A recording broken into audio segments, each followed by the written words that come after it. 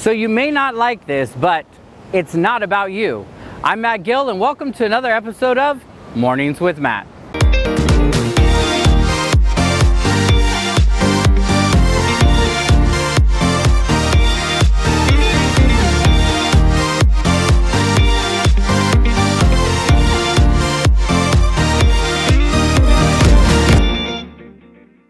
We think that everything that we've experienced or everything that we've done is all because of us and because of what we've done. But the truth be told, we did it with a little bit of help.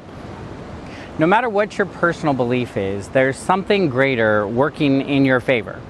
Like, I'm not here to impose my beliefs, but I call them God. You can call them higher power, karma, Allah, whatever you want to call it. There's something that's working for you every single day.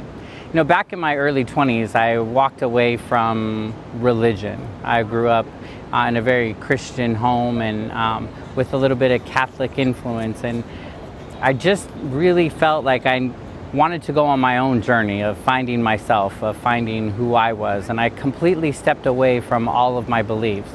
I did I got it, I can handle this. And through my 30s and now back in my 40s, it's been a journey to get back to spirituality and to believing in something greater than me. And what I realize is that I couldn't have done it without what I call God, and I couldn't have done it without that higher power. Like, I want you to think for a moment. When you feel lost, what is it that you go to? What do you do? What practices do you get into to get yourself back into realigning with yourself? You know, I recently went to this church out in LA, and I loved the analogy that was given about the sun and the moon. You know, the whole sermon was around that it's not about us, and that a lot of times we may get compliments or we may get acknowledgments, and the acknowledgments are not really about us. Like, the things that we've accomplished, we didn't really do, and that the glory or the praise or the kudos aren't really for us, but they're for that higher power, they're for that being that gave us the strength, that gave us the courage, that gave us the tenacity to push through. You know, if you think about it, they use the analogy of the sun and the moon. And when we look at the moon, especially when the moon is full and it's a beautiful, bright, full moon outside, like you can see at a distance, you can see things far away. We look at the moon and we look at how bright and shining it is. But the moon by nature, the moon itself, has no light whatsoever. It's actually the light reflecting from the sun that gives the moon its light.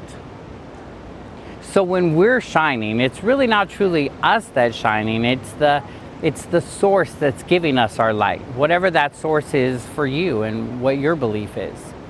Like, if you think about the moon, again, the light comes from the sun, and that's what's reflecting. And here's one of the cool things about it. Even when it is being shined on, if you look at the moon, you see all of the craters, you see all of the moments that things didn't go so right. So even when we look at the moon, even when we look at all of the craters, it's showing all of the imperfections. And a lot of times in our lives, we try to hide those imperfections. We try to look clean and we try to look all organized, but yet there's power in our stories. In one of the other episodes that I did, I shared with you that there's power in your story, there's knowledge in your experience, and there's hope in your action.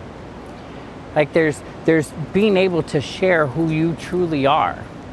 So I want to ask you, what are you doing this week to be in mindful practice? Are you meditating? Are you in prayer? Are you taking time in getting a massage or just being still?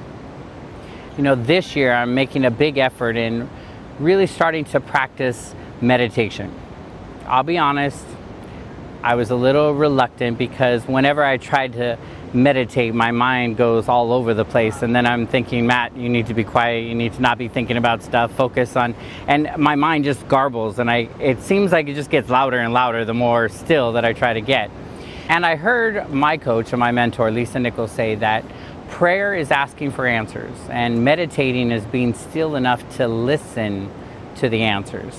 And so this year, I really want to be still and hear some of the answers to the questions that I've been asking for a while. And so meditation is one of my goals for this week and for this year, being mindful and being still enough. So what are you going to do this week? What does being still look like for you? Is it taking a walk? Is it waking up in the morning and taking time to be in meditation 5-10 minutes? Is it being taking time to before you go to sleep and being still and being in gratitude over everything that you accomplished and the things that happened throughout your day? And what are you doing to spend more time with your higher power, whatever that may be? Listen, I want to hear from you. What are you doing in your practices? Do you meditate? Do you pray? Do you go for walks? Do you journal? Like, what is your time for you? Put your comments down below and let us know. Give us some ideas and share some of the things that you do, and who knows, maybe it might spark some interest for somebody else. What I love about this community is it's our place to communicate. This is, as Lisa often says, this is not a monologue, this is a dialogue. And so the way that we communicate is through the comments below. So let me know, what do you do? What are some of the mindful practices that you have? And let us celebrate you along the journey. Listen, I'm your brother in possibility, and I can't wait to celebrate you, and I can't wait to see what you guys are writing. So leave a comment right now below, and we'll see you in the next episode.